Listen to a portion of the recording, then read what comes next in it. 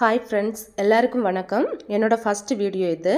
இன்னைக்கு இந்த வீடியோல நம்ம என்ன பார்க்க போறோம்னா, வீட்ல தோல் கருத்திருக்கும் இல்ல ஏத்தம்பழம், அந்த பழத்தை தூக்கி வீசி எறியாம, அதை 5 மினிட்ஸ்ல எப்படி ஒரு பல பஜ்ஜி செய்ய போறோம்னு தான் பார்க்க போறோம். அதுக்கு நான் ஒரு பாத்திரத்துல கொஞ்சம் மைதா மாவு, 1 கப் மைதா மாவு எடுத்திருக்கேன். கொஞ்சம் மஞ்சள் தூள், தேவையான அளவு உப்பு கலந்து ஆட் பண்ணிட்டு, கொஞ்சம் போல சோடா உப்பு ஆட் பண்ணிக்கோங்க. இது எல்லாத்தையும் ஒரு தடவை அழகா மிக்ஸ் பண்ணிக்கோங்க. ஒரு ஸ்பூன் வச்சு மிக்ஸ் பண்ணிட்டு அப்புறம் இதில் கொஞ்சமாக தண்ணி விட்டு தண்ணி ஆட் பண்ணி அதை அப்படியே கலக்கிக்கோங்க. தண்ணி கொஞ்சம் கொஞ்சமாக ஆட் பண்ணிக்கோங்க. அப்போ தான் அந்த கட்டிகள் இருக்காமல் அது அழகாக மிக்ஸ் ஆகும். கொஞ்சம் கொஞ்சமாக தண்ணி ஆட் பண்ணிவிட்டு இதை ஒரு மாவு நம்ம ஒரு தோசை மாவு பதத்துக்கு இதை கொண்டு வரணும்.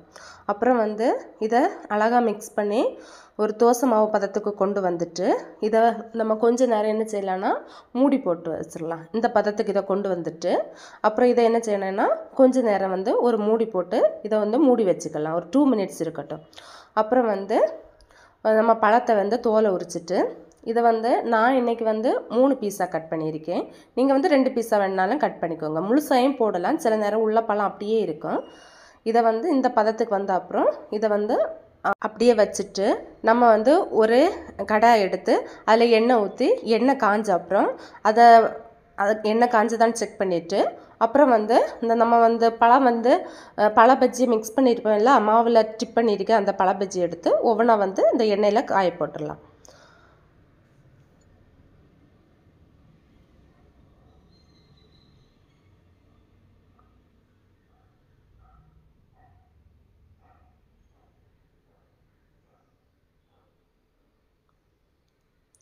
கொஞ்சம் நேரம் ஆன பிறகு மிதமான சூட்டிலே வச்சுக்கோங்க. கொஞ்சம் நேரம் ஆன பிறகு இதை அப்படியே திருப்பி போட்டுட்டு ஒரு தடவை அப்படியே திருப்பி போட்டுக்கோங்க.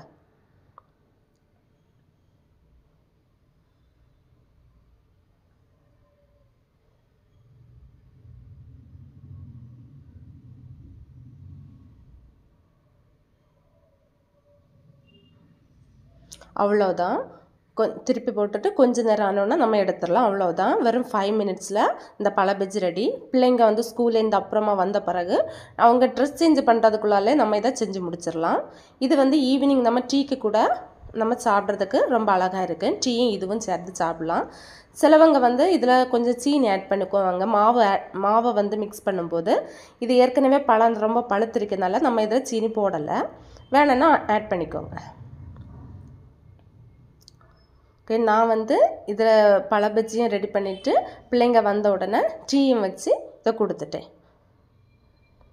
Okay, thank you friends. இந்த வீடியோ பிடிச்சிருந்தா லைக் பண்ணிக்கோங்க. மறக்காமல் சேனலை சப்ஸ்கிரைப் பண்ணிக்கோங்க. நன்றி.